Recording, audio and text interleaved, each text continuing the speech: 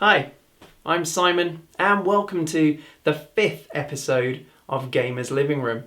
And as this is episode number 5, yep, you've guessed it, that means I'm going to be showing you my 5th gaming system and a favourite title from it. Now this is a system that absolutely rocked my gaming world when I first got it.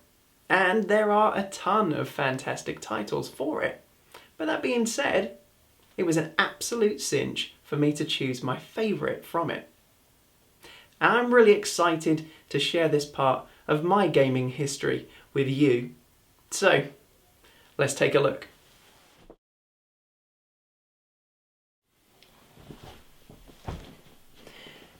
This console was released around about the same time as I was getting my Mega Drive on release day here in the UK. 9 months later, it was released in August of '91 in North America and saw a complete redesign of its case and the cartridges. And much like the Mega Drive, it got a new name. This time, however, that new name followed it to Europe, where it was released in the UK on April the 11th, 1992. But I couldn't wait that long for the release date. No, I couldn't wait to get my hands on my first imported console.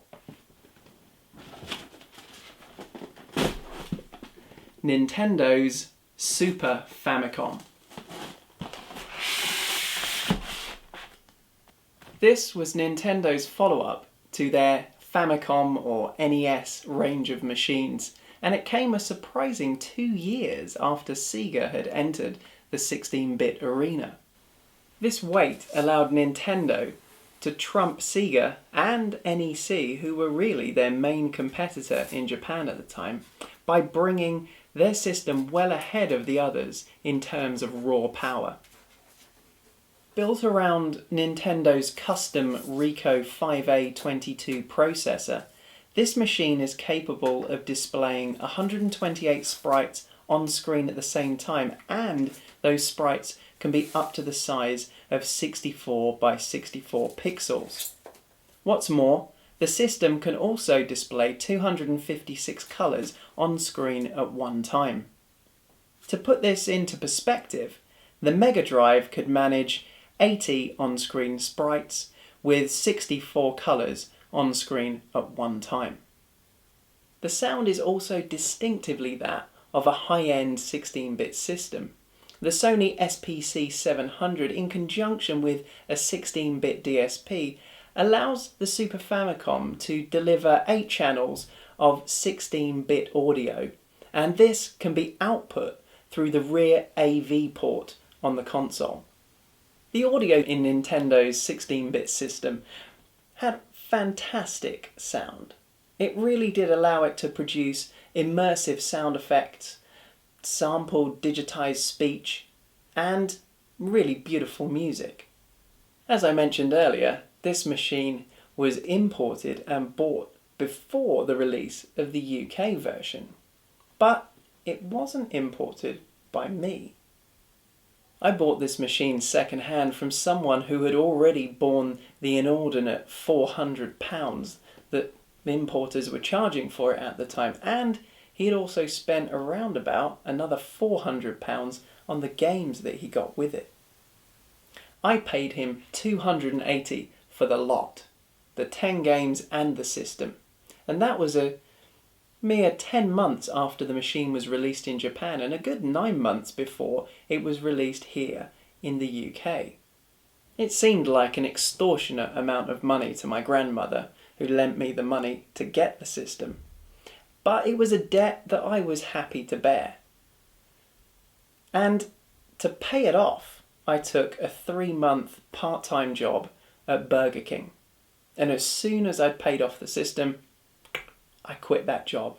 And I didn't regret for 1 minute the time I spent putting frozen burgers into a grilling machine, cleaning tables, mopping floors, even for a couple of days cleaning the dirt from between floor tiles with a toothbrush. No, I know that might have all sucked, but it didn't matter one bit to me because it meant that I got to own this fantastic system. I think it's a very cool design, and I'm really pleased that we got the same styling as the Japanese edition here in the UK. The North American version is functional, but I must admit I'm not a particularly big fan of it, despite liking its grey and purple colour scheme. In fact, I can't even put my finger on why I don't really like it that much. I mean, I'm usually a fan of minimal and utilitarian designs, but I guess it's because I own the Japanese version and this is the style that made it here to Europe and the UK. I guess for me this design is the true Super Nintendo. But as always is the case with these things, there is no best design. Taste is purely subjective, so there can only be a favourite design, and well, this is mine. Now you've probably have noticed already there's quite a bit of yellowing on this machine, and also on one of the joypads. This isn't actually dirt, but it's a problem inherent with the type of plastic that they used. Unfortunately, it discolours when exposed to air or sunlight. Now this unit had been boxed away in my parents' loft for many years, and my heart sank when I unpackaged it and saw the state that it was in. I mean, I don't remember it ever being this colour before. Unfortunately, with time I guess memories fade, and so did the light grey colour of my beautiful Super Famicom. Unfortunately, there's not a lot I can do about this discoloration. I'll just have to get myself another Super Nintendo that looks shiny and new at another point when I've got a bit more spare cash to throw around. Now when I did buy this machine, as I said, it cost me £280, but I think I was kind of lucky, and I felt like a good deal because I got 10 games with it. I was lucky that the previous owner had built up a collection that included some of the standout titles for the system at the time, some of which were Super Ghouls and Ghosts, Pilot Wings, Super R-Type, Area 88, and Ultraman. Okay, well that last one sucked, but you get the idea. I wasn't exactly short of good games to play, but still there was one game that I wanted to get for the system.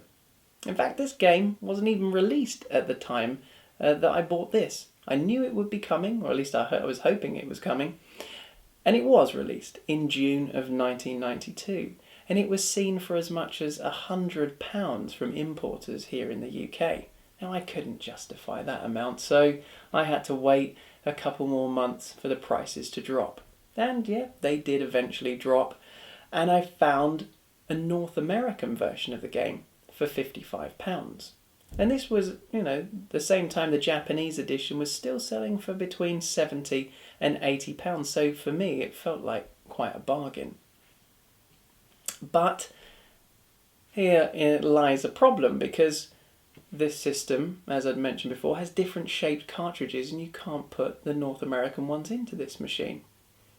And there are two options to get around that.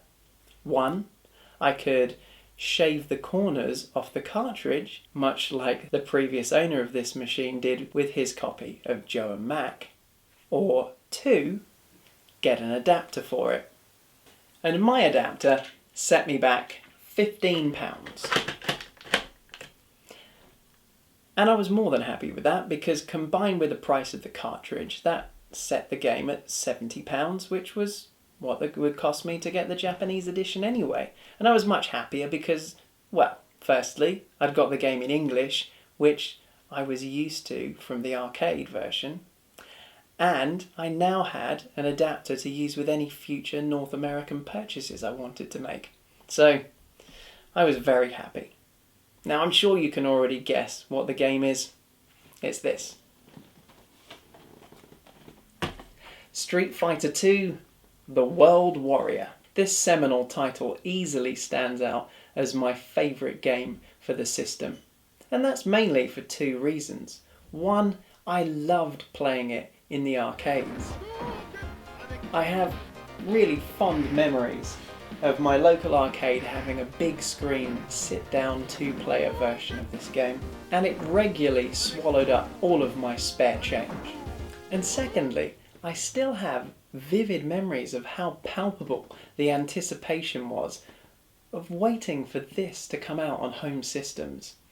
Because, well, even at the time of buying the Super Famicom, it wasn't 100% certain that it was going to be out on this system. There was talk that, well, maybe it would be a Mega Drive exclusive, or other people were saying, oh no, it's going to be a Super Nintendo exclusive. I mean, by this point, it didn't matter to me too much, as, well, I had both systems. But I definitely hoped that if it was going to be an exclusive for one system, it would be on this one, due to the more powerful hardware and the better graphics capabilities, and its 6-button controller. All we were looking for back in those days, from any arcade port that was released, was an arcade perfect conversion. That was the benchmark everything was set by. Is it arcade perfect? Well, as you'll find out in a couple of minutes, I wasn't disappointed in this one. So, let's get this piece of world-class video gaming history set up and bash some skulls in the second installment of the Street Fighter franchise.